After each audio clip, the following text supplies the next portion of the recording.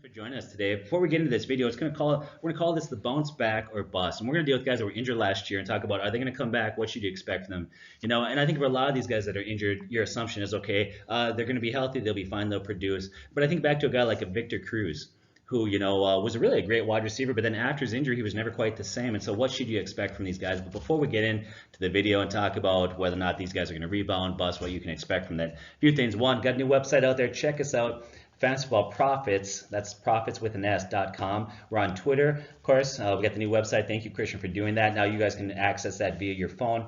We do have a Patreon out there if you want a partnership with us. Any money that you guys give us to Patreon, we're going to use to improve really how we can serve you well. We're putting it right back into the website, back in maybe a new camera. We bought a new recorder, things like that. So if you partnership with us, the money goes right back into helping serve you. And so those are some of the things we have going on out there. Once again, like, subscribe, share, comment, give us your information. Even if you disagree, we'd love to hear it. Keep it decent, of course, but we'd love to hear pushback. And get your friends out there. Let's continue to grow the site. So before we get into the players, anything to add to that, guys? I just want to add the name. It is at RealFFProfits. So when you're on Twitter, you want to look up at RealFFProfits. We have the videos linked there. We're checking some things out. And then also, I do love to interact with the people on the comments. So if you're out there and leaving comments, I might not get back to it right away, but I definitely do interact with almost everyone on the comments. So check that out. Yeah, and then one more thing is we're going to be releasing our kicker video and our defense video. And in our kicker video, we recorded the name drop for that hat that we were going to give away. If you want to know who won that hat, it'll be in that video. We'll be releasing that in a couple days. So thank you guys for subscribing. Anything, Christian, I'm missing? No, let's get right into it. Okay, so we're going to get into, once again, our bounce back or bust. We're going to talk about guys that were injured last year and what you guys can expect from them this year. So the first player that we're going to look at is Dalvin Cook, and I think, Christian, he's your guy. Yeah, Dalvin Cook's my guy. Not the one I wanted to start with. Dalvin Cook is probably the trickiest guy that I have to talk about. There's a lot to talk about. I think that he scares some people. He got injured early last season, so that really scares people. In college, he got injured, and so there's a bit of a history of injury there, and that really scares some people. I don't imagine it'll be too much of a concern. I think he'll be healthy next year, more of maybe a long-term career concern as far as how long can his career be. But he was on fire before he got hurt. He played 3 and basically a quarter games because he got hurt fairly early in the 4th game, but in the first 3 games, he had 354 yards on 4.8 yards per carry, 2 rushing touchdowns, 11 catches, and 90 yards. Those numbers sound pretty good, but when you pace that out over 16 games, that's 1,400 rushing yards, 8 rushing touchdowns, only 44 catches, and 360 yards. So that's basically what we were going to get from him last year at that pace. That would have made him the number 5 fantasy running back in standard leagues. Now, one thing that I'd mention is that it's a little bit of a concern with his catching. He dropped 5 passes in only the first 3 games, and so it's clear to me that he struggled a little bit in the receiving game. And so don't expect too much from him on that. I bump him down a little bit in PPR leagues until we can see that his hands get a little bit better and he works into that passing game a bit more. Again, he's had an injury in college. He got injured last year. I don't think the injury is really a problem. They say that he's recovering quite well and that he's ahead of schedule. Ryan has a complaint that if everyone's ahead of schedule, then no one's ahead of schedule. But Right. They're very impressed with how he's doing. He's really getting back in, doing some drills and doing some different things. He's been at practice, so that for me is not a concern. It's very early in the year and he's already looking ready to play. So that's what I gotta say. Yeah, the 5 drop passes is a concern. The one thing that might offset that is the loss of Jerick McKinnon. Jerick McKinnon was used a lot in the passing game. Of course, he's gone now in San Francisco. And then, of course, they have Latavius Murray. But Latavius Murray, he's got decent hands on the back, but not great. So, yeah, the 5 drop passes are a concern. But I still think you'll see an increase in how many targets and catches he gets this year. Well, especially when you look at the type of running back that he is. I mean, you know what? They saw that. They're professionals. They noticed. We're not the only ones that know he dropped 5 passes in 3 games. I'm sure he's been working on it a ton, and I imagine he's going to come out this year with much better hands than then. Anything to add to that, Ryan? Your thoughts on Dalvin Cook? I've already expressed my thoughts on Dalvin Cook. When you extrapolate the stats over 16 games like you did there, running back 5, after coming off the ACL injury, I just don't see him being that top 5 to 10 guy like most people are seeing and drafting him at. But I mean, who knows? I'd love to be proven wrong for the sake of Vikings fans. But I don't know. And as far as the ACL tears go, that's one of the things that I keep hearing is every player is ahead of schedule. Every player is ahead of schedule. And I think Adrian Peterson was the first one to come back as early as he did off of a torn ACL. And ever since him, the schedule has really bumped up. So I think if everyone's ahead of schedule, why can't we just change the schedule and just, like I said before, if everything's awesome, then maybe everything's just average. Yeah, I think go back. It used to be that they said with the ACL tears, they did the surgery, and they said it would take a full 2 years before he got back to 100%. Obviously, the process, the surgery, how they approach rehab has changed radically through the years. Now, back in the day, Edgerrin James was a guy who had that, and it really took 2 years before he got back to the way he was prior to the injury. But it has changed a lot. The recovery is a lot quicker. I like Dalvin Cook. Here's my take on him. I think Dalvin Cook is in for a good year. Like you said, Christian, according to all reports, he's way ahead of schedule. He's far too talented to pass up. With that said, my advice would be is if you draft him, you probably also have to plan on having a good third running back on your bench just in case. You need to have a little security there.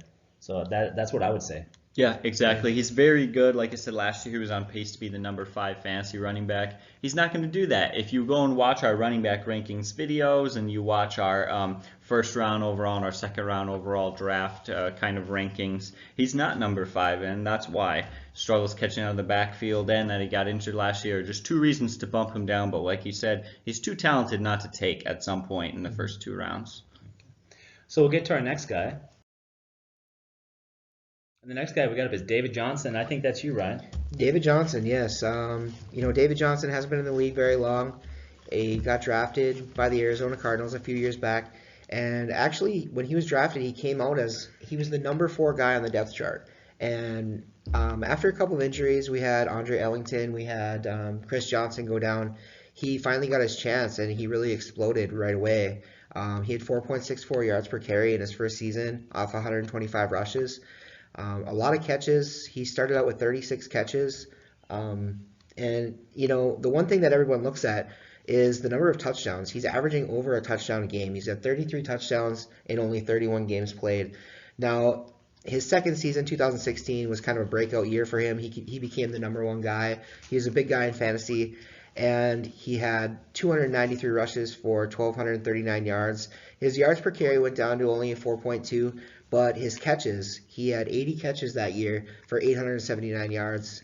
But also you look at the records he broke. He is the only Arizona Cardinals running back to ever eclipse 2,000 yards total from scrimmage.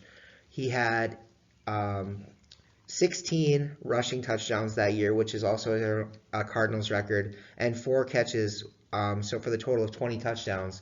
That's also a Cardinals record. So this guy is explosive. They love him there.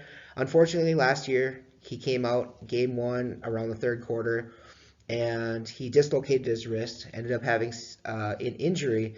He could have come back that season, but basically since the Cardinals were out of the playoffs, they really didn't want to risk bringing him back so early, so Bruce Arians let him sit the bench. The one concern that I do have with David Johnson, he had 11 rushes for only 23 yards in that game. His yards per carry were only 2.1.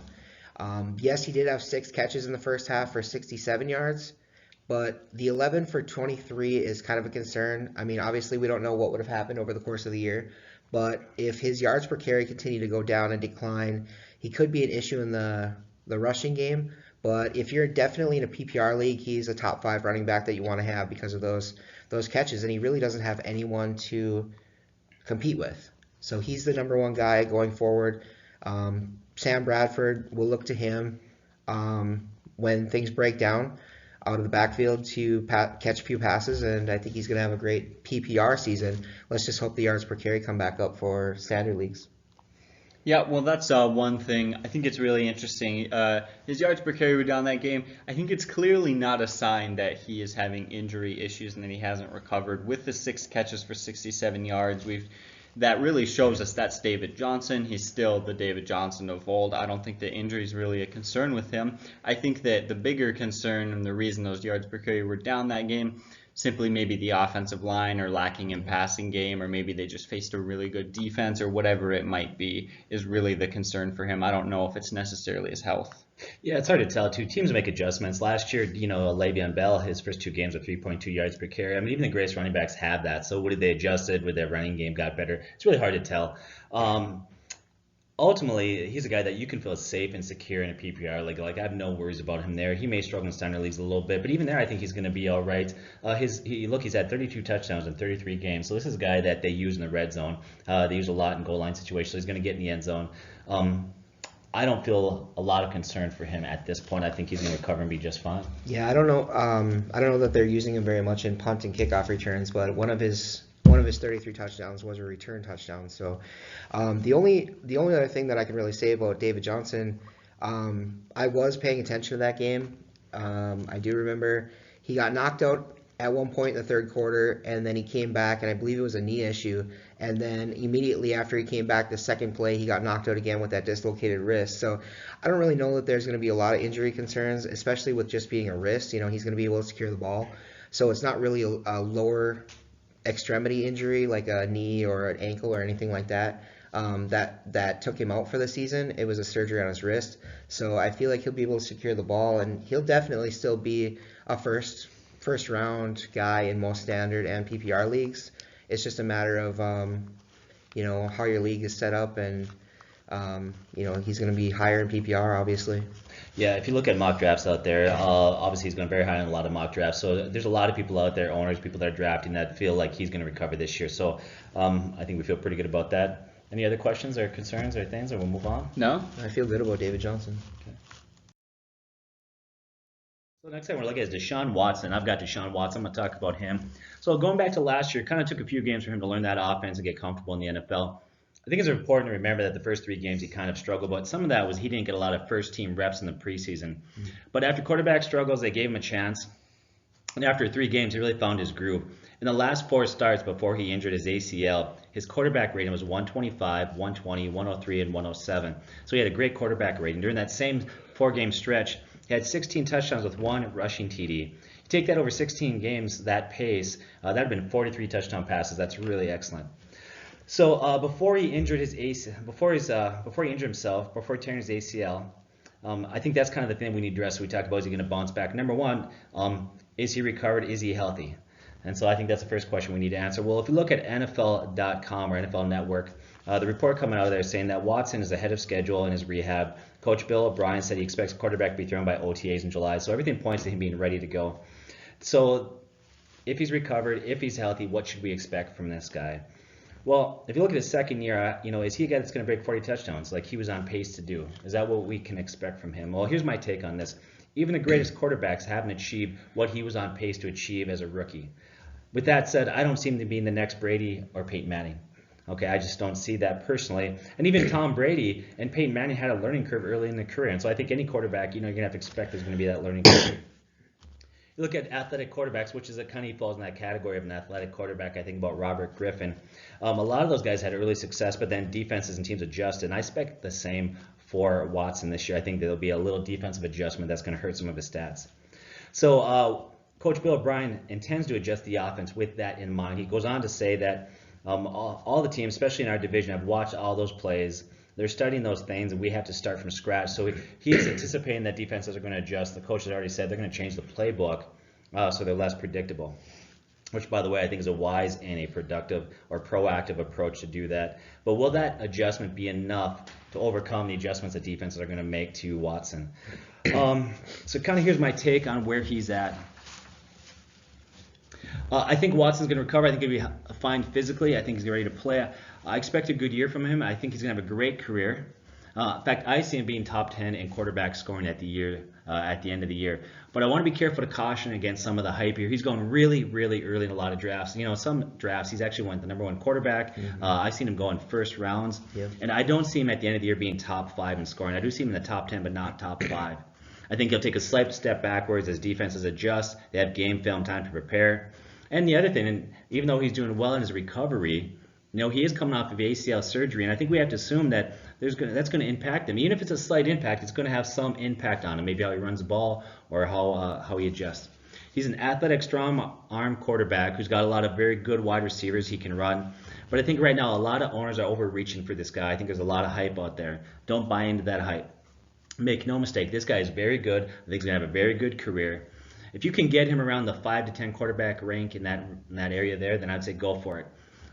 But don't make that mistake that he's going to do what Cam Newton did back in 2015, where Cam Newton had 35 touchdown passes and 10 rushing TDs. What I kind of project, here's kind of what I see from this year. I could see him having about 25 to 26 touchdown passes with about 6 to 7 rushing touchdowns, which, by the way, is a very good year for a quarterback. But he's not going to be an MVP. Let's not look at that brief game, that brief stint he had last year, and assume that's the way it's going to be from this point. Once again, I think he's going to be healthy. I think he's going to recover. I think he's a very good quarterback, but there will be a learning curve as defenses adjust to him. And so I see him in the top 10, not in the top 5 in quarterback scoring.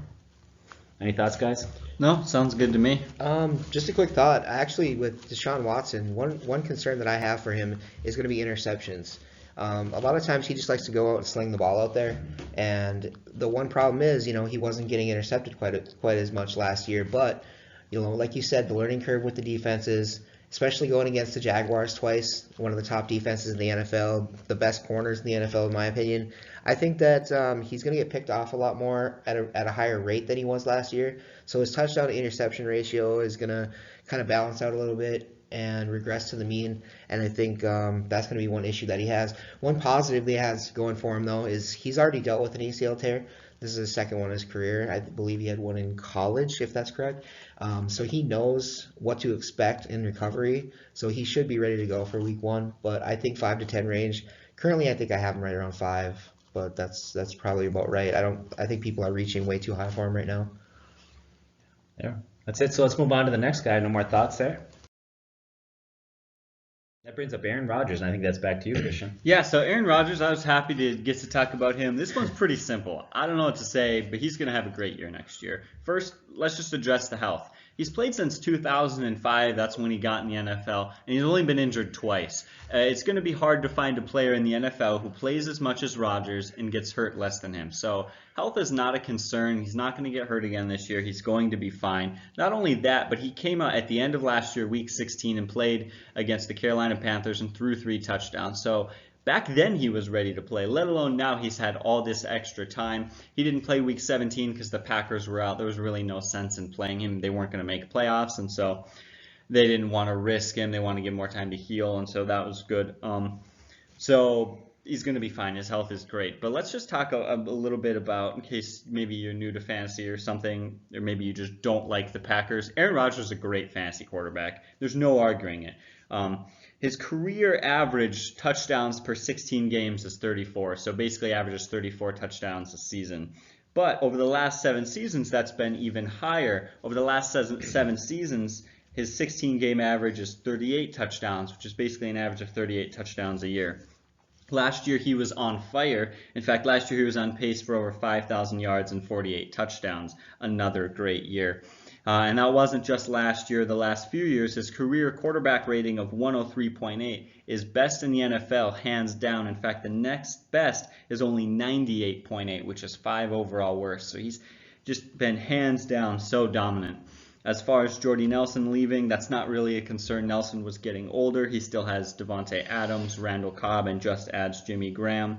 So I think he's going to have a great, great year. I think he's easily a top 3, top 2 fantasy quarterback. Yeah. What do you guys have to say? Yeah, I've got nothing to say. This guy's going to be ready to go. He's great. That's hard for me to say as a Vikings fan. But the bottom line, to put all my bias aside, and he's just a great quarterback who's going to have a great year. You don't need to worry about him at all. So the one concern maybe people out there is, is the loss of Jordy Nelson going to hurt him? I don't think so. Okay, Jordy Nelson hasn't been the same since of his leg surgery. He's lost a step. They have 2 good wide receivers there. Also, you add in the fact that Ty Montgomery, running back, really, let's remember, he was brought in the league as a wide receiver. They're going to use him a lot out of the backfield. Jimmy Graham helps, so he's got weapons there. I have no concerns. This guy is solid. Yeah, there's not much to say about Aaron Rodgers. He's definitely a top 2 quarterback. So, he adds Jimmy Graham, the number 1 tight end as far as touchdowns are concerned over the last 2 years. He has Devontae Adams, the number 1 wide receiver as far as touchdowns are concerned over the last 2 years. Randall Cobb just needs a bounce back season. Guys like him, he had back-to-back 12 touchdown seasons. So if he comes back and does what he's been able to do in the past, I definitely don't see Rodgers being below 3 at the end of the season. Yeah. So if you're a Packer fan, if you draft Aaron Rodgers, you have nothing to worry about there, assuming Barr doesn't break his collarbone again. So. That brings up Julian Edelman at this point. I think that's back to you, Ryan. Yeah, back to me for Julian Edelman. Julian Edelman's a guy, he's been in the league quite a long time. He's going to be 32 this year for the season. He's kind of like a safety net for Tom Brady. He's not a big guy for yards per catch. He's kind of down around the 10 yards per catch range or lower. Actually, you think of Julian Edelman, and a lot of people have Julian Edelman, like they put him up on this pedestal because he's been the number one wide receiver in New England. But at the same time, he's been very injury prone. He's had 4 concussions over his career. He actually fractured one foot, and then 2 years later came back and fractured the other foot. He's missed a lot of time. In the first 4 seasons in the NFL, he only had totals of 21 catches, 7 catches, and 4 catches over the first 3 seasons. Once 2013 hit, he kind of started to break out a little bit. 105 catches, 92 catches, 98 catches. One season when he did fracture his foot, he was on pace to hit another 100 catch season, but unfortunately his season was shortened by the fractured foot. 2016 he had a little bit of a setback. They had to add some more screws into his foot and another surgery, but he's been dealing with injuries for his entire career, and now he's getting a little bit older. He's going to be 32, like I said. The thing about Julian Edelman is he thrives in PPR leagues because, like I said before, he is one of those guys that Tom Brady has a connection with, and it's kind of a safety net. But as far as standard leagues, he's not really a big yardage guy. He's only eclipsed the 1,000-yard mark 3 times in his career. He's not a huge touchdown guy either. He's I think his highest total for touchdowns was 7, and that was on a shortened season. And I think he's kind of a wide receiver 3 in standard leagues, and maybe bumps into the wide receiver 2 range for PPR. But for the most part, I think don't set your expectations too high with Julian Edelman. He's got a good name. He's on a good team. He's got a great quarterback. But I think that's about all he has going for him. Yeah, so not a lot to say there. I think I agree with your assessment. Wide receiver 2 in PPRs, wide receiver 3 in standards.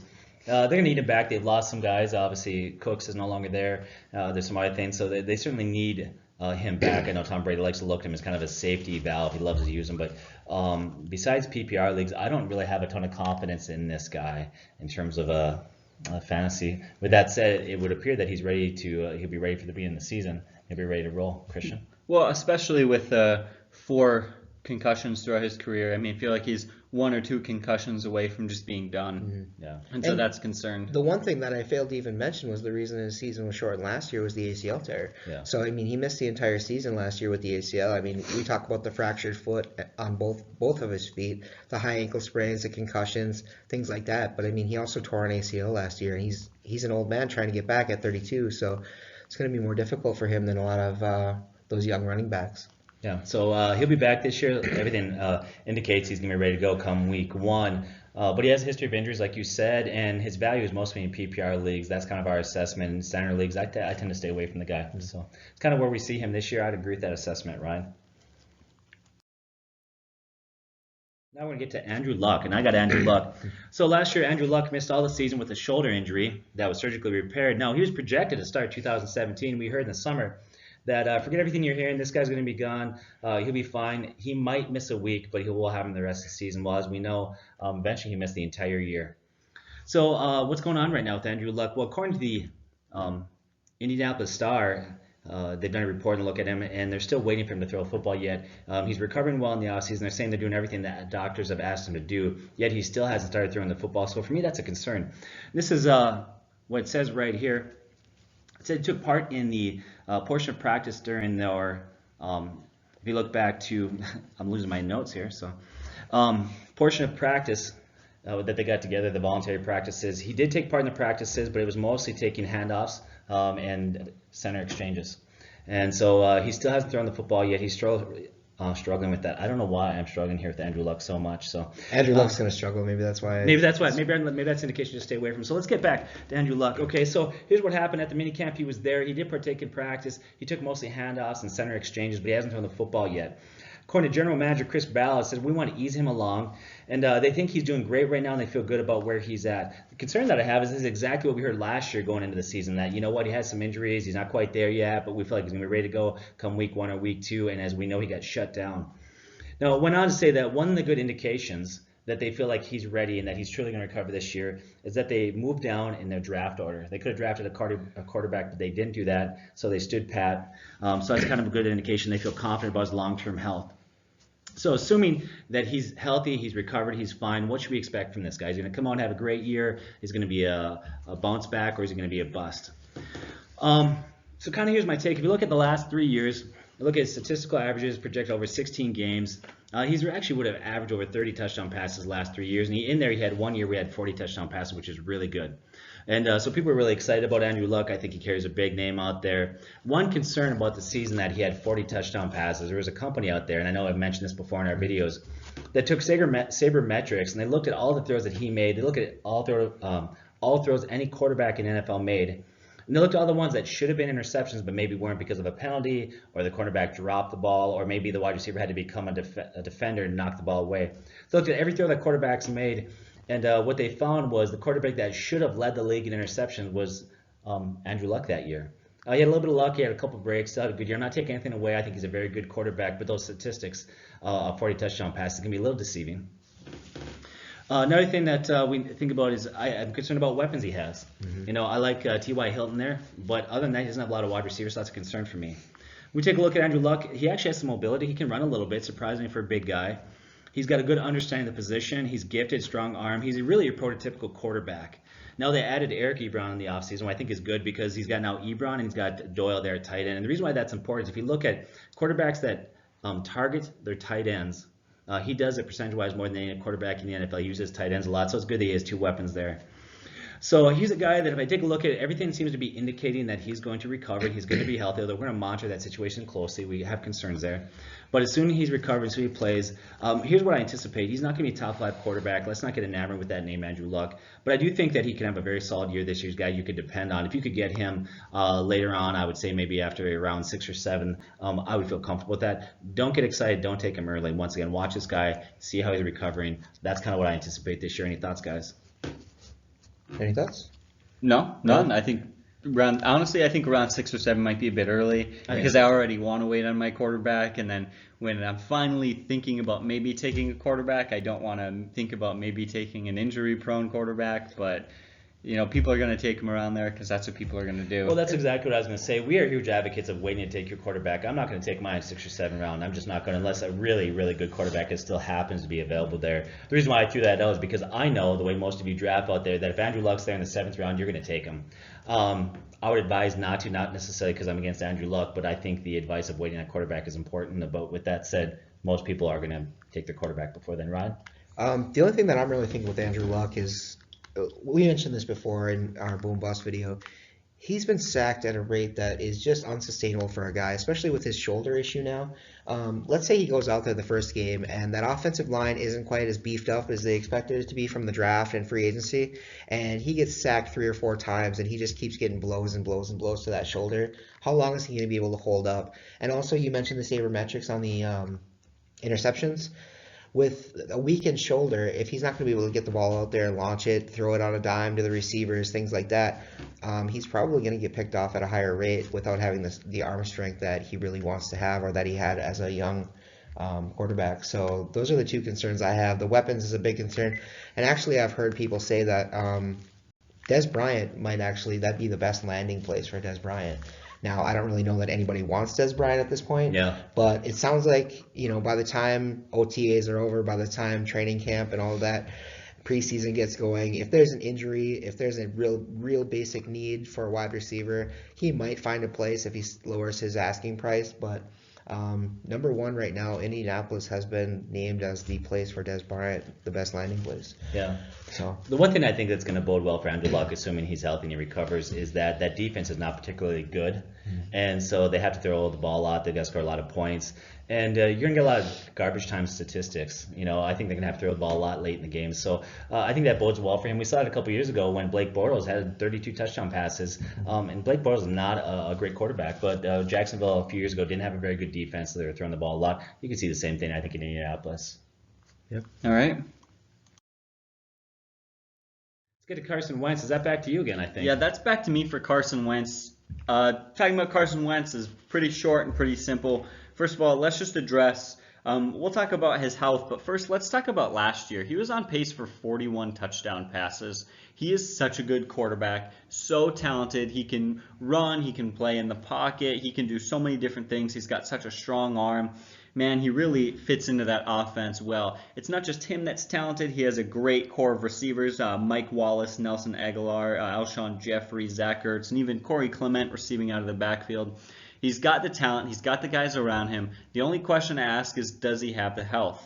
Well, as we talked about a few minutes ago, before we started filming this, Carson Wentz has been out jogging around. He's able to move. He's shown a lot of mobility, and he's even said that he doesn't plan on changing his aggressive playing style despite tearing his ACL, and that they don't have any plans on changing the way that he plays or slowing him down or leaning more on the run game. I think he's going to have a great year. I don't think he's going to have 41 touchdown passes because I think that defense and that running game are very, very talented, and he won't need to, but that's not really what this is about. His health is fine. He's going to throw for 30 touchdowns, so I have really honestly no concerns with him.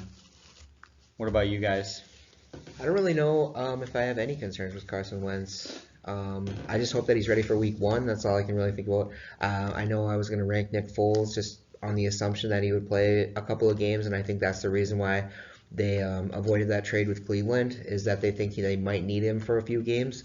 But down the season, once Wentz does come in and start playing, I think Philadelphia might look at getting rid of Nick Foles if somebody does have a real need for him and the value's high. But Cleveland offered him the 35th pick in the draft for Foles, and they said no way. So I think that might be an indicator that Wentz might not be ready for week 1. That's the only concern that I really have. Yeah, it's hard to tell. I mean, when we're getting this feedback from the coaches and stuff, what can we trust? What do you have to read between the lines, understanding what's really going on there in terms of his recovery? And what they have said publicly is that they feel like he's going to be ready to go week 1, and that really Foles has kept there as insurance policy. Is that true? What's really going on? I don't know. Based on that, they're saying he'll be ready week 1. I love this guy. He's got a great work ethic, good attitude, great team player, very talented last year. He should have won. Here's my take. He was on pace to win the MVP. If he had not got hurt, he wins the MVP. And I still think he should have won the MVP because you look at, he put his team in a position record-wise. They still got home field advantage out the playoffs and went on. Guy had a great year. I've got no concerns for this guy. Even if it does take a week or two to actually start playing, he's going to be very good once he's back on the field. All right. So it brings up Ryan Tannehill. Yes, Ryan Tannehill. See, with these bounce back or bust type of things, Ryan Tannehill is a guy that never really has been one of those starting quarterbacks in your fantasy league, and I still don't foresee him being that guy this year. Tannehill was another guy that tore his ACL again last year. I think 2 of the 3 guys I've had so far are ACL tears. But with Tannehill, he's just kind of around that 20 to 25 touchdown range, and every season he's been in the league so far, he's thrown 12 interceptions, even in a shortened 2016 year. And he just is not really that yardage guy either. And if you look at the Miami Dolphins offense, getting rid of Jarvis Landry, that was kind of a weapon that he had down the field. Landry was never really a big touchdown guy until last season, but Tannehill wasn't there last season. So his connection with Tannehill, he just wasn't really a touchdown guy. Now guys like Kenny Stills coming in and taking over. Devontae Parker, everyone keeps hyping him up, but realistically, we haven't seen it yet. And then bringing in Danny Amendola and Albert Wilson. Tannehill, I mean, he's got weapons. He just doesn't have the top-tier weapons that you'd like to see on an offense for a quarterback. And now coming back off the ACL tear, he's going to be ready to go week 1, but the question is, really, what's he going to do with it? I don't see him being in the top 20 quarterbacks. So realistically, this is a guy you're probably not drafting unless you're in a real deep 2-quarterback league. Just kind of pay attention to what he does this year. He might have a couple of games where you want to use him as a streamer for matchups, but for the most part, if he's playing a bad defense, you might be able to use him, but he's not a weekly starter in fantasy leagues. Yeah, look at him. It's unfortunate because in 2016, the end of the year, he was actually really looked like he was playing a lot better and looked like he kind of maybe turned a corner in terms of getting to that next level as quarterback. Tears his ACL last year, that's a disappointment. What to expect from this guy? I think you nailed it. One of my biggest concerns for him is just a lack of weapons there. I'm not really confident. They say Devontae Parker, this is the year that they think he's going to break out. They said that last year. You got Kenny Still. So, I'm not really excited about a lot of the weapons he has there, tight ends wise, all that. So that's one concern too. He was never a great quarterback before he got hurt, and so I would agree that right now he's nothing more than a plug and play based on matchups, bye weeks, and even then that would have to be later in the year until we see how he does. At least first maybe 2 to 3 weeks. His best season was 27 touchdowns and 12 interceptions and 4,045 yards. His best yardage total was the next season at 42.05, but still his touchdowns went down. Interceptions stayed the same at 12. He had 24 touchdowns that season. So even in his best season as a quarterback, he still hasn't been able to be one of those top 10 fantasy quarterback guys. All right. So we're going to go to Odell Beckham Jr. here. I feel like a lot like you were with Aaron Rodgers. It's really just silly to have this conversation. This guy's very talented, and we expect that he's going to be good. But, for argument's sake and for conversation's sake, let's dive in a little deeper. Broke his ankle last year, so what should we expect from him this year? Everything points to being fully recovered and expect him to be back 100% for the start of the season. Now, while speaking to the media at the team's OTAs, Giants coach said wide receiver is absent, but his absence was expected, and they clarified that he's pretty close to being fully medically cleared to participate. Now, he broke an ankle back in October. Actually, I had him in a couple leagues, broke my heart. But he's recovering from the injury that kept him sidelined. With that said, even though he hasn't been medically cleared, he's been at voluntary off-season workouts, which I think speaks volumes. Not only the fact that he's there, but just an attitude. He's there, he's participating, he's excited for this year. There's nothing to indicate that he won't be ready week 1 right now.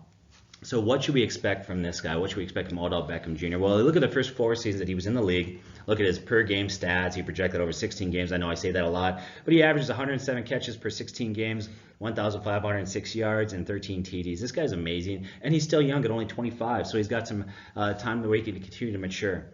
Concerns that I have for this guy, I'm going to split some hairs here a little bit, but I'll tell you one of the concerns I have for Odell Beckham Jr. I think that I'm concerned he relies on so many spectacular catches. Now that seems weird that I'd say, why is that a problem that this guy makes spectacular catches? It's hard to maintain that production just on those sort of plays. Your body takes a beating. We've seen he struggled to stay healthy in the first 4 years in the league. He's not that big. He's not built to take that sort of punishment. So Odell Beckham is unlike Antonio Brown. Antonio Brown runs great routes. He gets separation. Yes, Brown makes great plays too. Certainly, undoubtedly, he does that. But his production is not solely dependent on that. Okay, sometimes you watch Antonio Brown in his game, and he's getting wide open. I think defenses. I mean, this is a guy that's leading the NFL in receiving yards, leaving him wide open. Well, he's just a good route runner. He's got good rapport with his quarterback. Now, some of the struggles that he's had getting open could be Eli Manning in that offense, but that is one concern. Another slight concern, and I'm splitting hairs again, is that his stats have actually declined since year 1. Now, if you look across the board and you look at his numbers, they appear to be similar, but you have to remember that year 1, he only played 12 games. He missed 4 games with injuries, so those stats are really impressive his rookie year. Now, he followed up the next year, and he had more catches, TDs, and yards, but his per-game average dropped slightly. Now, you look at 2016, he had less yards and TDs, even though he played 1 more game than the year before. So we've kind of seen a slight decrease. Another concern I might have for him going into this year is they've got a lot of weapons there. You got Barkley, Ingram, and Shepard, so that's a lot of mouths to feed that could spread the targets around. With that said, honestly, I'm just splitting hairs. Those are slight concerns. And I think those concerns that I have are going to be offset by the fact that the Giants went out this offseason. They spent a lot of money in their offensive line to improve, and then drafted Will Hernandez in the 2nd round. That improved offensive line should really help the play of Eli Manning. And so those things should offset that. I think it's also going to help that, like I mentioned, they do have Barkley, Shepard, and Ingram, which might take away targets. But I also think it's going to help take some of that pressure off. He's going to see less double teams with more weapons there. There's no way around it. Odell Beckham's just going to have a good year. Barring an injury, this guy's going to be back. He's ready to go. He'll be 100%, and he is a top 5 wide receiver. You can't ignore that. Any thoughts, guys? I don't really have much to say on Odell Beckham. I definitely believe he's a top 5 wide receiver this year. The only thing I can think of is, I know I keep talking about Dez Bryant, is his early career with the off-the-field issues and the attitude kind of reminds me of Dez Bryant. So hopefully the Giants are willing to stick out with a guy like that. You know, over the offseason there were some concerns about trade talks and not wanting to come back and things like that. So as long as he's there and he's there for the long haul, I think he's going to have a great career. Yeah. All right, yeah. That brings up Cameron Meredith. All right, now Cameron Meredith is a guy who a lot of you guys might not know about. If you're watching this video at this point, you're probably pretty big into fantasy. You've probably heard of him, but in case you haven't, we'll just talk a little bit about him. He used to be a quarterback in college, but he comes into the NFL. His rookie year in 2015, he switches to wide receiver. He doesn't play all that much that year, and his stats are pretty unnotable. He's just getting used to the new position. But in 2016, Brandon Marshall leaves, and Alshon Jeffrey gets hurt. Cameron Meredith gets used to his role at wide receiver and moves into the number 1 spot. In just 14 games, he has 4 touchdowns, 96 targets, 66 receptions, and 888 yards. Fairly solid stats. He did that despite facing the number 1 cornerback and having kind of a poor quarterback in Jay Cutler. So that's very good news. We know he just moved over to the New Orleans Saints, so he upgrades at quarterback. Drew Brees, the number 2 receiver for the Saints, averages 922 yards, almost 7 touchdowns, and 76 catches a year. Fairly solid numbers. I wouldn't be surprised if he outpassed that. In 2016, he had 4 100-yard games. I definitely think he has the talent. I think he's a good wideout. With guys like Julian Edelman in the past, we've seen that you can switch from quarterback to wide receiver and be a very good wideout. So the question is injury. Well, he gets hurt last year and misses the whole season. And this year they say he's doing fine. We haven't really seen him yet. Honestly, I'm a little bit nervous about him. Now, luckily, you can draft him about the 7th or the 8th round just fine. You can draft him fairly late. So there is a little bit of a risk. He's a guy that I would draft late, and he's kind of a sleeper. I might take a chance on him, but you're going to have to wait one of the weeks 1 and 2 and 3 to just kind of see how is he really when he comes out and how is he actually going to perform. Unlike a lot of the other guys that we've talked about, I'm not 100% sure if he's going to be back to 100%. I'm certain about Rodgers and Wentz, and I'm fairly certain about Dalvin Cook. But Cameron Meredith, I don't know. We'll have to see. I think he will be, but we haven't heard all the great news like we've heard about these other guys. They're saying that Carson Wentz is out going for jogs. He's running. He's throwing the ball. He looks so great. He's so ahead of schedule. We haven't heard that about Cameron Meredith, so that is a concern for me. But he's shown all the talent, and he's in a great system. Yeah, I wonder if the lack of information is simply the fact that he's not a big name, and so there's just not a need for that. People aren't looking for that information. I like Cameron Meredith. You quote a lot of great statistics there, a lot of great numbers. I think he's a guy that has major sleeper appeal. And so, and you won't have to take him early. If you look at that, mock drafts and where he's going, his average draft position, he's going really, really late. So it's not like you need to waste a draft pick on this guy. You can probably get him late in the draft, and I think he's got a ton of upside. I think he's got a high ceiling. Yeah. A lot of the average draft positions I've been seeing is wide receiver 5, wide receiver 4 type range, and it hurt me last year. I actually drafted Cam Meredith as a sleeper in the late round of one of my drafts and lost him right away, like the next day. So I had to find other options, but I was really high on him last year, and I believe that this year is another year to be high on him too. All right. So we get to wide receivers, John Ross and Kevin White. We lump them together because there's some similarities there in terms of them coming in drafted early high draft picks, and they both struggled. And I think you got both these wide receivers, right? Yeah, this is going to be an interesting one. Kevin White and John Ross are basically, they're 2 years apart, but they're really the same guy. Kevin White, 25 years old, John Ross, 23.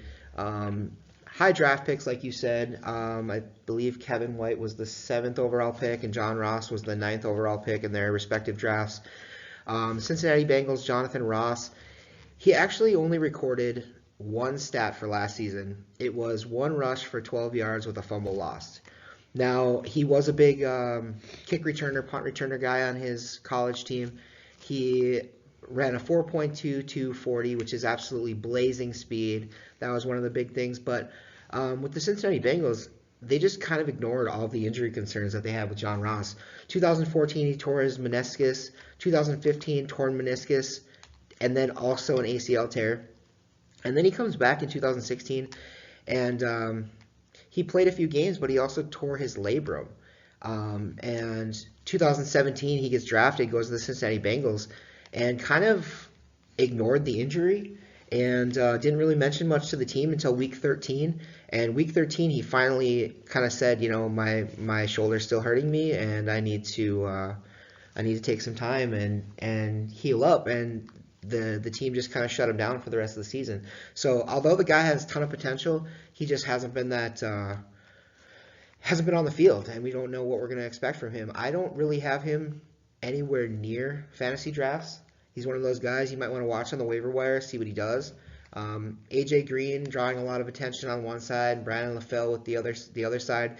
He might have some fantasy value, but for the most part, I'm just completely avoiding him in all drafts. And now as it comes to Kevin White, this is another guy. He's 25 years old. Kevin White, 6'3", 216 pounds. He's a nice big wide receiver.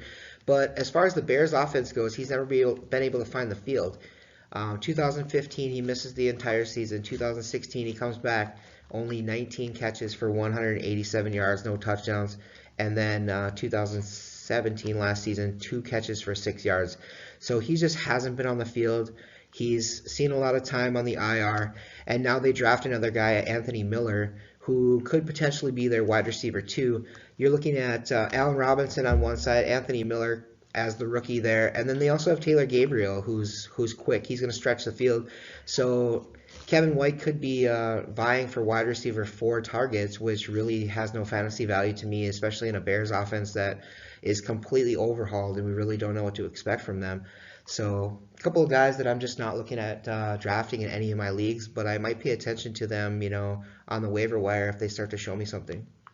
Yeah, being former first-round picks are guys you need to keep an eye on. If you go to like Yahoo stuff, that you kind of click as a guy kind of on your watch list. These are guys that you put on your watch list, but they fall really wide receiver 5 or 6. They've got some upside in terms of potential, but neither one of these guys I'm real interested in. First of all, they don't come from prolific offenses to begin with. We're not hearing a whole lot in the offseason. If there was one of the two guys that maybe Kevin White could move up there and make some noise, they talked positively so far for him in mini camps. But a lot of coaches do that. They come in, especially a new coach, and he wants to really build his players up. So he's saying that he really thinks this year Kevin White could come out. But honestly, I just need to see something in the year before I'm going to get too excited. So I'm probably not going to draft either one of these guys unless something radically changes between now and August, which, by the way, if something radically does change, we'll keep you guys informed. Oh yeah, we constantly updating our rankings, so we'll keep you in the know on the news, and definitely check out the website and check our rankings and see where we're moving and shaking these people. You have any thoughts, Christian, on these two guys? Yeah, the nice thing about these guys is that they're probably not going to get drafted, and you can just wait and watch them. Mm-hmm. So that is a nice thing, that you don't have to draft them to get them. You can just watch them on the waiver wire, and there is a lot of time for things to change for us to find out how that's going to work. And that's one of the nice things too that I've always liked is that before I joined you guys, I always noticed you go to those next level stats. You go in depth. And you're not always just talking about the top guys, these top, like the Odell Beckhams of the world and the David Johnsons of the world. You go all the way down and you're talking about sleepers and guys like Jonathan Ross, who, you have to pay attention to him. But, last year I paid attention to a lot of your Tyreek Cohen talk. And, you're dead on with that Tyreek Cohen talk. So, pay attention to the videos throughout the year. We're going to let you know where these guys are at, what we expect of them, and you want to be ahead of the curve rather than behind it. Brings up wide receiver Allen Robinson. So Allen Robinson tore his ACL last year with the Jaguars, and in the offseason he signed with the Bears. What to expect this year? Well, let's first talk about injury recovery. So recently, Coach Nagy said it's really good to see him out there. He didn't do anything to say one way or the other, but it's a positive sign he was out there and able to run some plays. So here's where we're at right now. Our reports seem to indicate they think he's going to be ready for week 1. So we assume he's going to be healthy. Now, if he does and he is healthy and he's ready to go week 1, what do we expect? Is he going to have a bounce back year? Is he going to be a bust? Well, looking back to Allen Robinson, between the years of 2015 and 2016, he had 153 catches, 2,283 yards and 20 touchdowns. So he had some really good numbers of years. Look at his rookie year. He was injured often. Rarely did he appear on the field healthy, but when he did, there was 8 games he appeared healthy. During those 8 games, you project his stats, he would have had roughly 1,000 yards. So even his rookie year was pretty solid. And I think those numbers are even better when you consider the fact he played for the Jaguars, and Jaguars aren't, at that point, they weren't, and still not a great offense per se. He's young at 25. He's got good size at 6'3". There's really no glaring weaknesses as a wide receiver. He was brought in by Coach Nagy. They see him as a tier 1, a number 1 wide receiver, a guy that can dominate even against good corners. He's really a complete package as a wide receiver. So any concerns that I have, well, apart from the obvious, is he going to be healthy? Is he ready to go? My biggest concern is Mitch Trubisky's development.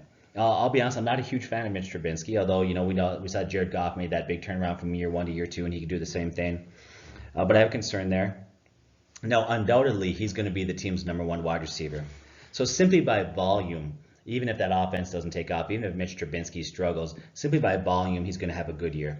I don't expect him to return to his 2015 top 10 finish yet. That might happen a year down the road. But what I do see, simply based on volume as the #1 wide receiver, a year of 85 catches, maybe 1,200 yards and 8 TDs, I think is very realistic for Allen Robinson. Any thoughts, guys? Yeah, I think that's the thing. He's out running around, he's doing stuff. I don't necessarily think that health is going to be the issue for him.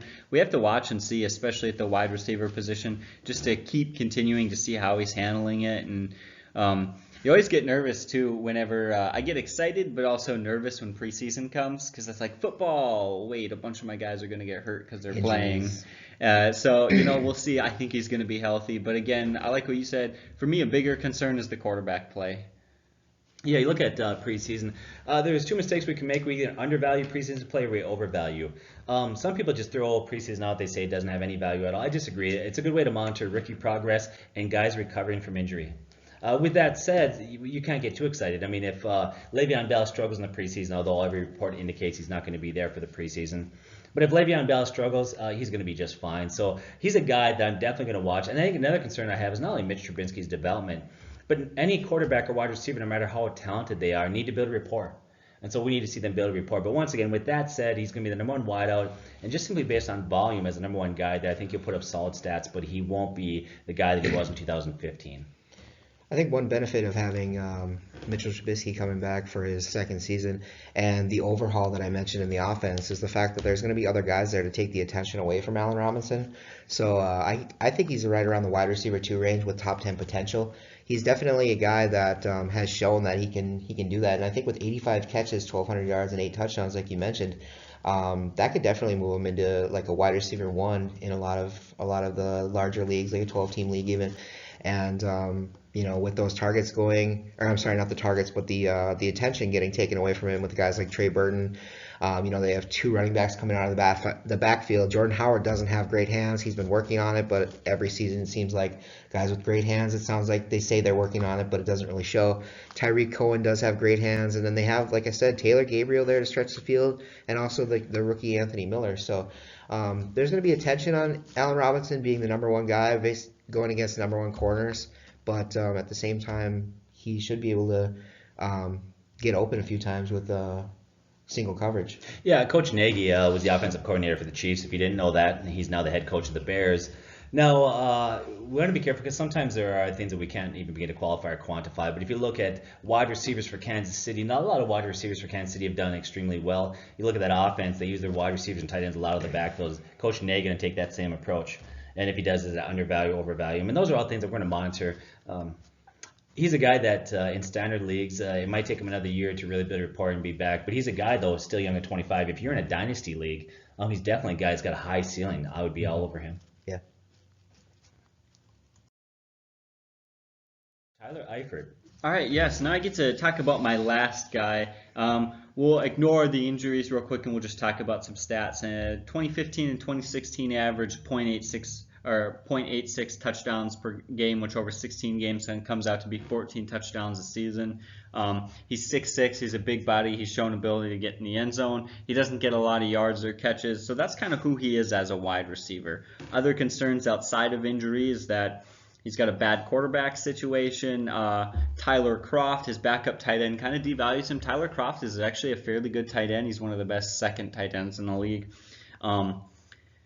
So those are some concerns that I have with him. On top of that, he's been injured a few times throughout his career, and that honestly leaves me wondering, is he just going to get injured again this year? So I do have some real concerns with him. I think he's going to bust this year. I don't know. He might not. If he can stay healthy, he definitely gets the touchdowns, but there are a lot of things working against him. On the bright side, and I don't want to mention ADP with anybody else, but at average draft position has him as the 14th tight end. So maybe you take him as your backup tight end, or maybe you don't take him at all. He's definitely outside of the top 12. If you're in a 12-team league, you don't have to take him as a starter. So yeah, if you want to take a shot on him, you can maybe throw him on your bench or wait, and hopefully he'll go into the waiver wire. So yeah, I have a lot of concerns with him. He's got high upside, but he's also got very low side. I don't trust his health. I don't like that he's got a talented backup. I don't like that he's got a bad quarterback situation, but he's definitely shown some serious talent over the past few years. That's what I got to say about him. Take him late as a shot if you want to, but there's some concerns. Yeah, he's another guy that you got to definitely watch. He does get in the end zone. He's a red zone target. More value in standard leagues, definitely much lower in PPRs. But definitely not a guy that I would rely upon in being your, if you're in a league that you have to start a tight end, I definitely wouldn't rely upon him at this point. I think there's concerns there, obviously. I think tight end position as a whole kind of takes a drop off a cliff after the top 3 guys. You know, you have your Zach Ertz and your Travis Kelce and your Rob Gronkowski, but after that, I feel like 4 to 14 are about the same guy for the most part. The only real benefit of some of these guys is that they've had the same quarterback and the same offensive coordinator. If you take a look over the course of the entire 32-team NFL, 25% of teams have the same quarterback, same tight end, and same offensive coordinator. That's 1/4 of the teams. That's not very good. So realistically, it's a benefit for him, but at the same time, the injuries are a negative. So all these tight ends are kind of lumped in the same category. So if you want to grab Tyler Eifert, I guess he's going to be about the same as a guy that's probably, I don't know, let's say Jimmy Graham or Kyle Rudolph range at the end of the season. But you know, as long as he stays healthy, that's the key. Yeah. All right. Now to Greg Olsen. Greg Olsen, another tight end that we want to talk about here. Greg Olsen's a guy. He's extremely tough. This guy's 33 years old. He's dealt with injuries throughout his career. They're all minor. Until last season, he never missed any real serious game time. A lot of knee sprains, ankle sprains, turf toe, 1 concussion, things like that. But last year, week 2, he goes out and he fractures his foot. Has surgery, IR, designated to return. And they had set a timetable to have him come back in November, right around week 10. He did end up coming back, and within the first game, he strained the foot again and came out of the game, missed another week. So the question with him is, realistically, what are we looking at for this season? Is that foot better? We've looked at guys back in the past like Dez Bryant. I spoke about Julian Edelman earlier with foot issues and fractures and things like that, and that's where a lot of your power is coming from. Especially as a tight end, you're on the line there. You're getting down in the 3-point stance a lot of times, and you know, if you're going to accelerate, it's going to come off of that foot. So how is it going to hold up this season? Well, we really don't know. But one of the benefits that we do have coming with Greg Olsen is actually his connection with Cam Newton. Greg Olsen, as a career over the last 6 seasons with Cam Newton, he's averaging 71 catches for 929 yards and just over 5 touchdowns. He actually had 8 consecutive seasons with 5 touchdowns or more. So, I mean, he's always a red zone threat. He's a target down there. He's one of the guys that Cam looks to if he doesn't decide to run the ball by himself. And he's one of those guys that he's just consistent over and over again. Like I said, he's tough. Last year was an anomaly, so I think if he comes back and he's actually healthy this year, 33 years old, I wouldn't be too worried about the age. I think that he's going to have a great season, probably another 65 to 75 catches somewhere in there, and anywhere from 850 to 1,000 yards. And you can almost guarantee, you can write it down in ink, that he's probably going to get 5 touchdowns if he's healthy. Yeah, you made a comment, I think, in the last guy we talked about, and you said that there's a major drop-off in tight end talent. And I agree with that. To me, outside of, I like Evan Ingram. I think that guy's got a ton of talent there. So out the 4, we lost Hunter Henry. That hurt a lot. Yeah. So outside of the first 4 tight ends, I think there's a major drop-off. And I think that includes Greg Olsen. You can't ignore the guy because he's had some good years, and he's shown rapport with him. But there are question marks. And so I guess really for me, it comes down to where do you take him in the draft? You know, he's a guy that many of you are going to have to draft him and start him because you're required to have a tight end, and he's still got that potential. But where do you get him? And that, for me, that's where it shakes out. Christian, look like you have something to say. Yeah, well, for me, the other thing is that I try not to worry too much about past injuries with guys if they're like Greg Olsen, and he's had a fairly healthy career. But he's just so old that for me that is a concern. You know, as guys get older, they don't recover from injuries as well, and they're more likely to get re-injured, or they're more likely to have a new injury. And so that does begin to be a real concern for me, especially at his age. Yeah, so I guess, like I said, I think it really comes down to where you get this guy. You're going to take him the first, rounds 2, 3, 4, 5. Like I wouldn't do that. No. But if you can get him around 10 or wherever, Absolutely. then yeah, definitely he's a guy I think you got to take a shot at. Well, and I think like you mentioned, Evan Ingram's another one of those guys. I think I have him at 4. Greg Olsen's actually at 5, and it all comes down to consistency and connection with the quarterback. The new offensive coordinator there is Norv Turner, and where did he spend a lot of his time? With the Chargers. And who is at the Chargers? We have Antonio Gates. Did he break the record? He broke the record for touchdowns for a tight end. So, Norv Turner likes to go to the tight end. He spent a little bit of time in Minnesota. Kyle Rudolph did well during that time. So I just feel like the difference, having Cam Newton, Greg Olsen, having their rapport together, he likes to look to him down in the red zone. I think that's good, and the consistency is good. The age doesn't really. I'm not too concerned about the age at this point. We'll see how he comes back from the foot. It looked like towards the end of the season last year, he did come back all right. He ended up, I think, 17 catches for 189. And, he finished off all right. It's just a matter of... last year he came back with an injury. Hurt his foot, came back, said he was fine, played a game, kind of re-injured it, so then they set up for a couple more games, getting ready for the playoffs. So he kind of recovered, but down the stretch there, he did have a few issues in his recovery. We did some mock draft videos. They're kind of like overall rankings mock draft videos. And Christian, in those videos, you actually are you're taking your tight ends early. And I think the idea out there is if you're not locking in one of those top 4, then just wait and build up your wide receivers and build up your running backs. But go to those videos. We've already put out some ranking videos, which we're going to re-rank them each month. We already put out our overall rankings, but we'll really do that again in June, July, and August. So I went extremely in depth by rankings, and I just dropped them off with you guys. So I actually ranked the top 100. So if you have questions, make sure you comment down below on the videos, and I'm always willing to let you know where I have guys. And in comparison to these guys, I mean, we agree on a lot of things. Everybody knows what they're talking about, but at the same time, you're always going to have a debate. You're never going to see eye to eye on players once you pass like number 3 or 4. So in any position. Okay. All right. Let's get to our last guy, and we'll wrap this up. So last guy is wide receiver Pierre-Garçon. So he suffered what in medical terms is called a non-displaced fracture of the C5 pedicle. It's a small bone in the back of the neck located right below the skull. It's usually like an 8-week recovery.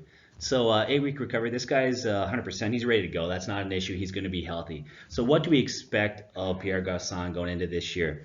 Well, if you look at his best year as a pro, he had 113 catches and 1,436 yards under Kyle Shanahan. Last year he was doing well. He was on pace for 80 catches and 1,000 yards. And a lot of those stats were before Jimmy Garoppolo takes over. I think it bodes well for him that Jimmy will be at quarterback. Obviously, he looks like he's going to be the franchise quarterback there. San Francisco drafted Pettis. Really is kind of a speedster wide receiver guy that can stretch the field, very similar to Goodwin. And so I think those two guys, that's kind of the role they're going to play. I think Garcon's going to fall into that role of kind of possession receiver for Garoppolo. I think he's going to lead the team in targets. But if we're being really honest, he's not young anymore. Okay, so I think we've seen the best that we're going to see from this guy. Even his best years, he wasn't a great wide receiver. So I kind of see him as being kind of a wide receiver 3 this year is where I kind of see it shaking out. So any thoughts there, guys? No, I think that sounds good. I think he definitely has added value in a PPR league when you look at the fact that they've got their 2 deep wideouts and they need somebody to throw the ball too short, especially with a quarterback like Garoppolo. That offensive line's bad, but he gets the ball out quick, and so he's probably going to be looking to a lot of those quick little passes. I think Pierre-Garçon's going to have a lot of PPR value. Yeah, the only thing I can really say that, like you mentioned earlier, is like how much can we believe from the coaches? And the coaches are raving about Marquise Goodwin. They have been for the last 2 years, and it's hard to say really last year by the fact that Garcon was out if Goodwin was the result of that was because Garcon was out, or Goodwin's year was the result of because he's just a good talented receiver. I actually have them flip-flopped on my rankings on the depth chart. We already know I spoke about how I feel about Marquise Goodwin. So with Garcon's age and things like that, I do kind of have him drop down below in the late 30 range, and I have Goodwin way up in the top 25. So yeah, and so what you're saying there is in the late 30s. So we're taking a look. If you're in a 12-team league and you have to start 3 wide receivers, which is common, that's 36 wide receivers, and that would put him about what I said, the wide receiver 3 category, sure, right? Yeah. So that kind of is where we're at tracking with that. Yeah, right around there, right around the end of that. All right. Any thoughts there, Christian? No, I think that sounds good to me. So thank you for watching the video today. Once again, comment, like, share the video, subscribe, go to our website. We want to continue building out the site. We want to give you guys the best information possible, and we want to be efficient in how we do that. Once again, we love your support. God bless and take care.